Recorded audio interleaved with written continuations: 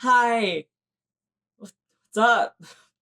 I don't know about you guys, but ever since Netflix's Avatar came out, and despite not even realizing that it had come out, all of a sudden my entire feed is absolutely full of Avatar rant videos. Netflix failed Katara. A deep dive into everything wrong with a painfully honest review. Is Netflix making bad adaptations on— Wait, hey, that's mine. The failed femininity of— oh my god, they use papyrus in their thumbnail? Why would you stop using papyrus? Look, I know I'm a little late to this, but shut up, pigeons. But it's safe to say that not a ton of people like the new adaptation of Avatar, The Last Airbender. And to be clear, I am meaning actively enjoy it. I'm not meaning indifferent about it. I'm meaning, like, on a scale from movie to cartoon. Closer to the cartoon area. Like a 5 or a 6 seems to be pretty accurate for this. It's not the worst thing in the world. It's just kind of there, which is always a good sales pitch. Come, buy my medicine. It probably won't kill you and might make you feel better. Hopefully. This show is by no means poorly made. I do like aspects of it, but oh my god, it is so cheesy. Where's Aang? The new adaptation leaves a lot to be desired, and it's just nowhere near good enough to have justified been made in the first place. And it seems that Netflix has a knack for that. They really enjoy making mid-tier adaptations of really popular properties, which is fine, I guess, but you're pouring millions into these projects, and they're just okay. This isn't getting onions on your burger and not wanting to inconvenience the minimum wage worker on their third shift of the day. You're spending $15 million an episode, and it's just, You're okay? You're satisfied with this? And it was when I was talking to my friend the other night that she mentioned how Netflix always seems to miss the point of the things they're adapting. Witcher, Mob Psycho, Full Metal Alchemist. And the only one that I can actually talk about is Death Note. And dear God, the Netflix Death Note adaptation makes the Avatar one look like the spitting image of the original. Death Note, like Avatar, had a similar issue where the focus of the story seemed to be on the magic, so like the notebook or the bending, rather than what actually made the show interesting in the first place. It felt like they thought it was the notebook that can kill people that drew people in, when it was actually this battle of wits between two inconceivably smart characters. Two inconceivably smart characters. They're supposed to be like the two smartest people in the world, and that's what's interesting about Death Note. But the Netflix executive was like, wait, you're telling me the notebook isn't the main character? But it's called Death Note, not Battle of Wits. Netflix took two extremely character-driven stories, saw the characters, threw them in the trash, and then said, pretty magic. Stripping their characters of their arcs, their personality, and left only scraps of world building and a familiar title to draw people in. So now that I have already recorded this video in full, with half my face cut off and the saddest mustache, I'm putting on my storytelling detective glasses,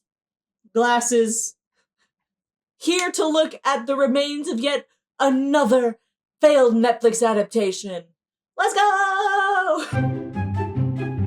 Never mind, I don't think I can do this. I was fully prepared to watch the entire series and do an in-depth discussion about everything that Netflix got wrong, but oh my god, you cannot convince me to sit down and watch an entire series of this. This isn't about the Airbenders.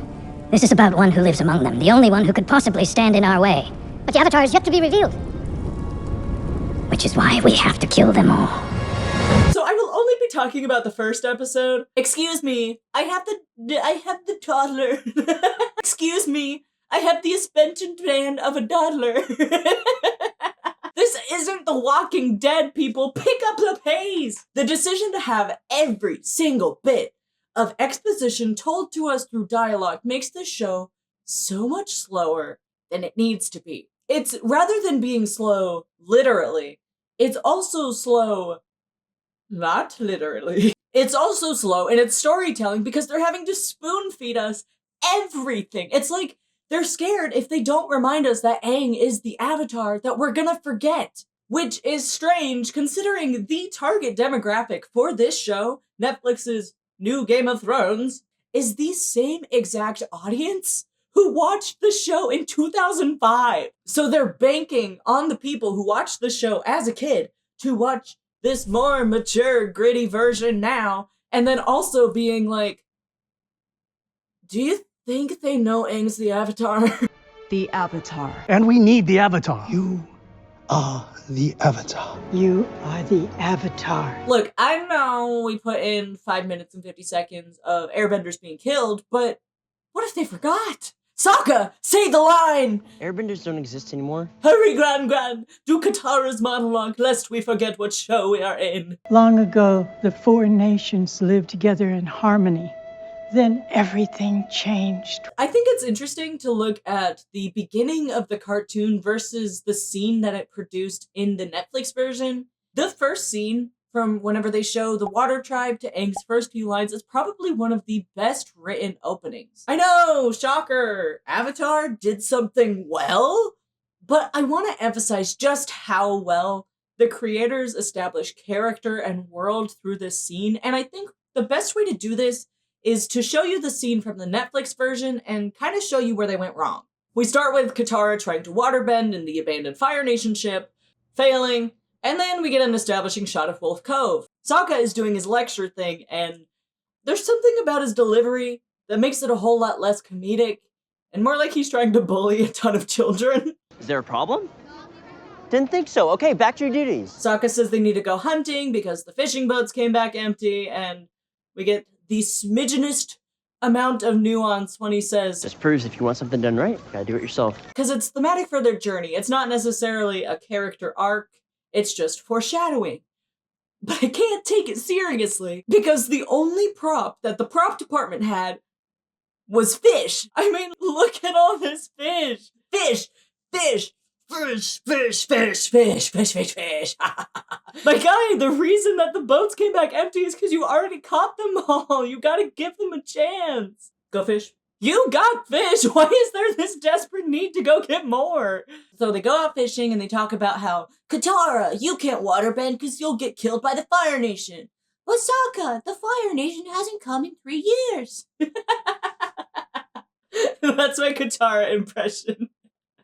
Are you impressed? Dad's gone, so I'm in charge now, so stop waterbending! They hit a current out of nowhere, and I was actually surprised to find that this is in the original, but in the animated show, this scene is used to show that despite bickering and arguing all the time, Katara and Sokka can put aside their differences and work together. They can solve problems together. And whenever the boat crashes, Sokka blames Katara for something that was out of both of their control just because she's a girl. And it's her anger with him in that moment that causes the iceberg to explode, which leads to Aang, which leads to Netflix boat doesn't crash, they just kind of both get swept away, and they're like, ah! And then the boat yeets them onto an iceberg. And Katara's like, wow, look at this perfectly spherical iceberg. We've lived out here our entire lives and never seen anything like this.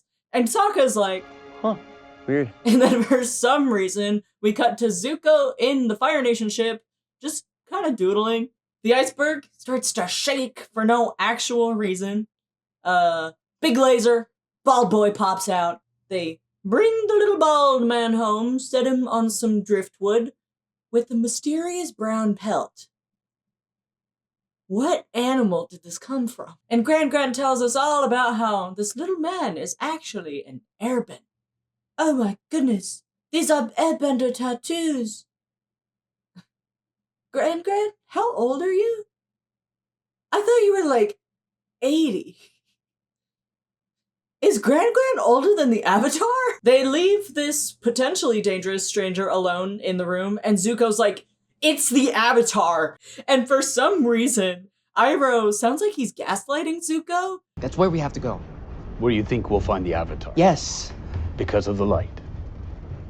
You think I'm imagining things? I think it's another line delivery issue, because the line he says is very similar to the line that Iroh says in the animated version. Sometimes light beams are nothing more than celestial glimmers in the winter sky.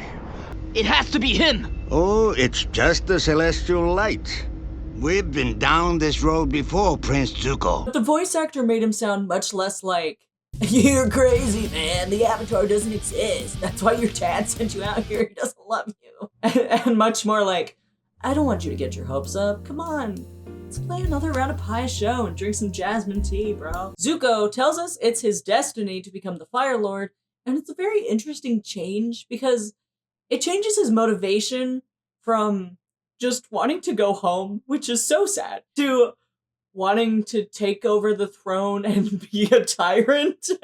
Also, side note, is this Zuko a little gay? I mean, me too, but... For 3 years, I've chased down every hint, every rumor, every whisper. My father has banished me. Every whisper. My father. I don't know, chasing a man around for 3 years sounds pretty gay to me. Please let Daz play gay Zuko. Aang wakes up and he smiles at some children who are playing like they've never seen snow before, even though they live on an iceberg. So Sokka points a spear at him and he's like, I'm not the enemy, I'm Aang. And scene. When you compare the beginning of the original show to this, they actually developed more through subtext in half the amount of time that it takes the live action version to do through dialogue. We developed Sokka having massive amounts of unearned confidence, how bending isn't magic, but bending of the elements, and how it's important to their culture, but not everyone in their culture can do it. They established tone by consistently cutting the tension of very heavy scenes and even taking a comedic approach to heavy scenes. Ultimately, Sokka and Katara care very deeply about each other because they're all the other has. Netflix Sokka could not care less about his sister.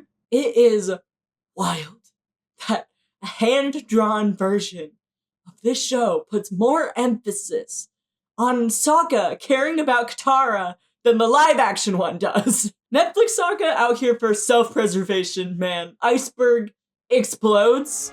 Huh. Weird. Avatar going feral? What can you do? Wouldn't it be easier to show him caring about Katara? You didn't have to draw every frame. Just have Sokka go, you know? Like, that's it. That's all you have to do. There's your subtext. Nah, man. Katara's built different. She doesn't need anyone to protect her. What? You think because she's a woman, she needs someone to help her? I see how it is. Looks like one of us has an issue here. And it's not me. The animated Sokka's instinct is to protect Katara at all times. Even after they just finished arguing, because that's what siblings do. And they never mention it. It's just part of his character. He doesn't need to tell us he's in charge of keeping Katara safe because he's always showing us. So, actually, maybe I would prefer how it is, because otherwise Netflix's Sokka would be like, I promised her father, the man whose DNA we share, before he left to the Fire Nation, that I would protect you, Katara, as he's off battling to avenge our mother who was killed by the Fire Nation. Speaking of which, did you catch a little difference, like a key difference between the animated version and the Netflix version?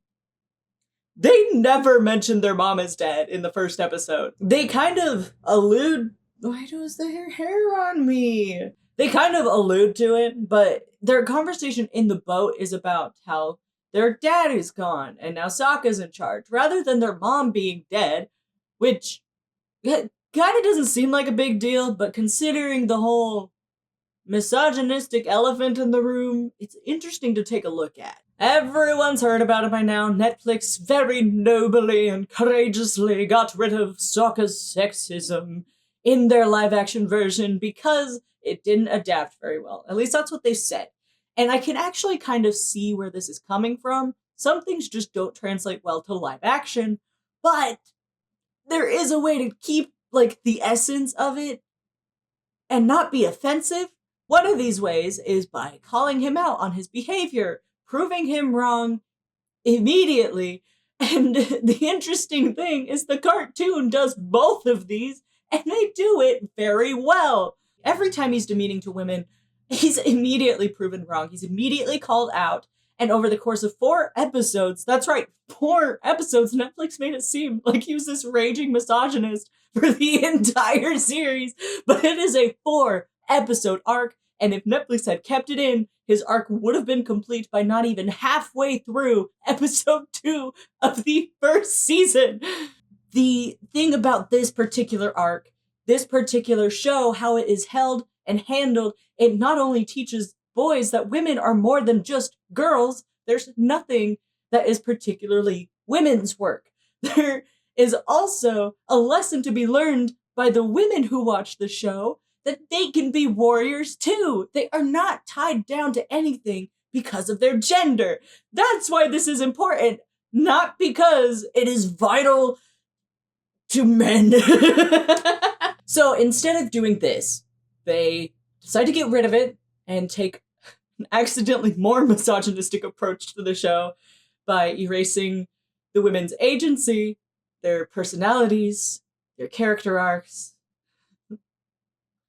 We love television. You know what? Just make them all girl bosses. That way they can't cancel us, right? I shouldn't have to tell you that flaws make a character. They make them interesting. They help you relate. You can learn from them. I wouldn't be me without my incessant need to chew on everything or to break everything I touch. I'm sorry I broke your ice tray, bestie. I swear I'll get you a new one. It's not only more interesting, but it helps the audience to relate to these characters. It gives them room to grow and move the story along. You can't have one of the greatest redemption arcs of all time if you don't give him anything to be redeemed of. Changing the line on the boat from "Ever since Mom died, I've been doing all the work around camp while you've been off playing soldier!" to And if Dad were here... But he's not here. I am. shifts the focus of importance from their mother to their father, and I don't know why they would do this, because arguably their mother being dead has far more impact on the plot than their dad being at war. So it sort of inadvertently implies that the patriarch is more important to a family, because they chose not to talk about the mom at all. Okay, correction. They talk about her once.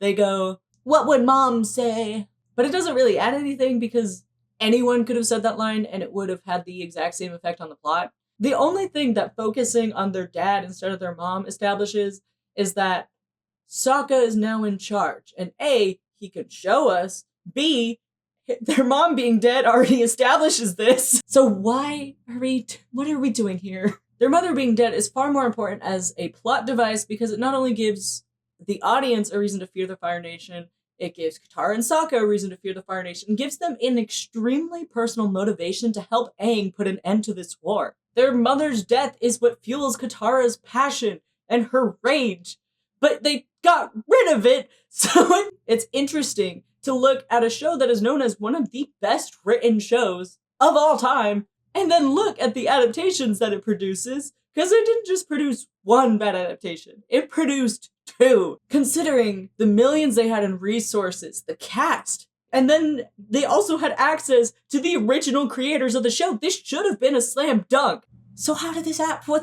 Even if you didn't compare it to the original show, there are so many amateur level writing mistakes that shouldn't have made it this far in a property that's this big. Saying, I know who I am. I like to play airball and eat banana cakes and goof off with my friends. Versus, Will you go penguin sledding with me? effectively tell us the same thing, but one actually shows the audience that he likes to goof off, and the other tells us and then proceeds to contradict with the entire script because he proceeds to never goof off ever. And look at this kid, he's adorable. Having him say, "Will you go penguin sliding with me?" would fit him very well. Although I can kind of see how writing penguins wouldn't translate very well in live action. You shouldn't sit on penguins. Stop it. Put that down. But come on, they could have at least gone sledding on like actual sleds. You don't have to have them sitting on penguins to show them having fun. All I've heard about this version are negative things. People do not like this show. Yet, it was renewed for 2 more seasons? And it all seems a little weird to me. If no one likes this show, then wouldn't it be less profitable to make more of it? How does math work? Unless, and hear me out, is there something to gain by making a bad adaptation? No one is asking for a one-to-one recreation. It's just, if you're going to adapt it, you should make something worth adapting, right? Maybe add more to the story, add more to the character arcs, utilize this space to explore different themes and arcs that we weren't able to explore in a cartoon setting. This has a much more mature audience, and your audience has a much higher comprehensive knowledge of how the world works. If you're not going to utilize these advantages, then what's the point of adapting it in the first place? There are a lot of issues with the live-action Avatar, and most of them just come down to writing. Over-the-top exposition through dialogue rather than subtext. Stripping the characters of their personalities and arcs, and Dutch angles everywhere. Everything is so dramatic, and for what? When the world needed the Avatar the most, he vanished. Because he's a coward. He is 12. And I see a lot of people talking about why this is a bad adaptation, but I don't see people asking how. How did this happen in the first place? And the optimistic part of me wants to believe that this all happened by chance, that they didn't realize that they were being more misogynistic by trying to take it out of the script. Maybe they were trying to appeal to more people by adding more fight scenes and making stuff look cool rather than focusing on the story. And that is most likely what happened here. But the pessimist in me also finds this all a little bit too convenient. Because think about it. You sit down to watch an adaptation of one of your favorite shows from when you were a kid, and then it's bad. It is so bad, but maybe it gets better. So you keep watching. You watch another episode, and 8 episodes in, you have finished the season, and it is so upsetting, and you are underwhelmed.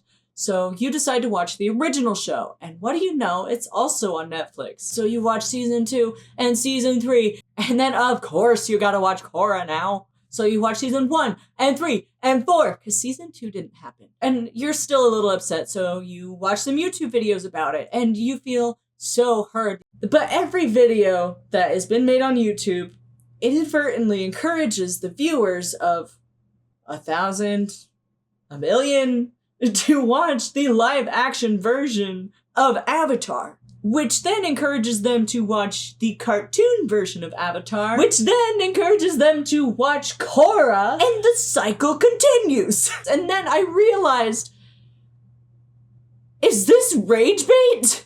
Can large companies rage bait us now? Even this video is probably only being pushed to people because I'm using similar techniques, being like, everything sucks, and I watched the live-action Avatar, and it ruined my life. They don't even need to pay for marketing, because YouTubers are doing it for them! And I know I'm getting into crazy conspiracy theory territory. That is not my intention, but all of this leads me to one question. Have you ever seen a baby pigeon before? Exactly. That is because they are governments. Excuse me. Sorry about that. What I meant to say was, at what point is it actually more profitable to make a bad adaptation than it is to make a good adaptation? And I want to be clear, I'm not accusing Netflix of making things maliciously bad for profit. I really don't think that's what's happening here. Or at least that's what I'm choosing to believe happened here. Avatar was okay. It's not like the producers came into my home and punched me in the face and made me watch it. I like the effects, and Most of the filmmaking, even the costumes, I was pleasantly surprised with, even though they kind of look like they should still have the creases from when they were opened. None of these costumes were worn the day before they started filming. Overall, it's a pretty show with familiar characters and an underwhelming execution, mainly due to the writing. But it is an interesting question to ask, because we live in a world that tends to profit heavily off negativity. And interestingly enough, I think I already have an answer to my question. When you look at the onslaught of Netflix adaptations that have left the audiences in various stages of grief, there is an outlier. One Piece. From the people I've heard talk about it, it is generally accepted to be a good adaptation of its original content. So what does this show us? It means that Netflix has the capabilities of making a good adaptation of something based off of an animated show. But judging by my theory, this should have been made poorly so that people would go watch the original, right? This is where there is a difference. And if you know One Piece, you already know what I'm gonna say. Avatar has 61 episodes, 3 seasons. One Piece has over 1,000 episodes and is still being released. I myself have not even watched it because it is just so long. I cannot convince myself to sit down and start it. But you know what's interesting? Ever since the Netflix version came out, I have had so many people tell me, just watch the Netflix one. It's much shorter and gets the point across. And it's actually pretty good. It is diabolically perfect. You get the audience from the original show to watch it. You get the people who can't invest in the original show to watch it. And since they like it, actually convince them to sit down and watch 1,000 episodes of over 400 hours of content. The worst thing they can do is just not watch the original show. Either way, Netflix is profiting. My theory is further proven by when I made a new profile to look up Avatar: The Last Airbender, and despite having just come out and being the Netflix version, which is normally a surefire way to get it to be at the top of the list, the Netflix version was the second. Huh. Weird. Oh my god! I can't. I'm going wild. I'm crazy. My point is it possible to make a series bad to promote the original series, which they also get paid for people to watch? This way, they don't have to put as much effort into making the series good, therefore less money, and still profit off of it.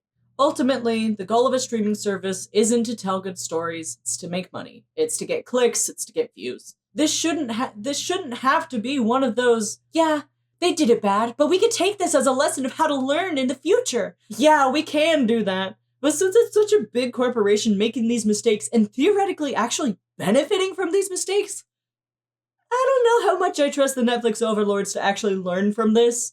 In fact, I think they might end up learning the wrong lesson from this. It seems like profit is more of a priority than telling a good story, and that's a shame, because whether we like it or not, our media is a reflection of our society. Which is why we need to hold it to a higher standard. Be mindful of the content you're consuming. Even this video, be critical of the things I am saying. I am just a dumbass on the internet. I don't know what I'm talking about. I hope I'm wrong, and I hope that Netflix actually does try to make this better. It could be a good series. The potential is there. I hope they just trust the writers and come back from this. It could be an inside joke, you know? They could make fun of their first season in the episode with the play in the 3rd season, right? In the end, I'm glad the show was made, even though I'm kind of disappointed in its content. Like I said, it's not really fun to watch, but it makes me really happy to see so many diverse people in a visible property. There are a lot of communities that aren't represented that often whenever it comes to diversity in media. I really like the cast. Kyo and Theo, gorgeous. I think she makes a good Katara. I just wish they wrote Katara better. I wasn't even really trying. Gordon is adorable, and I'm not in denial. He isn't the best actor, but he's also a child. Dallas? King. We love Zuko, even though his father doesn't. And the only downside of casting Daniel Day Kim is that he is just too goddamn handsome that they couldn't keep him as a silhouette for 2 seasons. You can't cast this man and keep him in the shadows. He is too handsome. He is too powerful. Hopefully being in the show will provide a lot of opportunities for this cast in the future. I think season 2 and 3 can only go up from here. And if we can't be happy the show's being made, at least it is keeping people employed. At least the people working on this will have a bit more of a steady income. That's more than I can say for myself. I splurged on buying a bed so I wouldn't have to sleep on the floor anymore, and then my hours at work got cut in half. But at least I'm not sleeping on the floor anymore. Concluding thoughts. Watch Avatar. Either one. Just not the M. Night Shyamalan version. Baby pigeons are probably in their nest. And if you need me, I'm gonna be hiding in my room for the next 14 years until Netflix makes a new adaptation. Because the boats came back empty. Bye.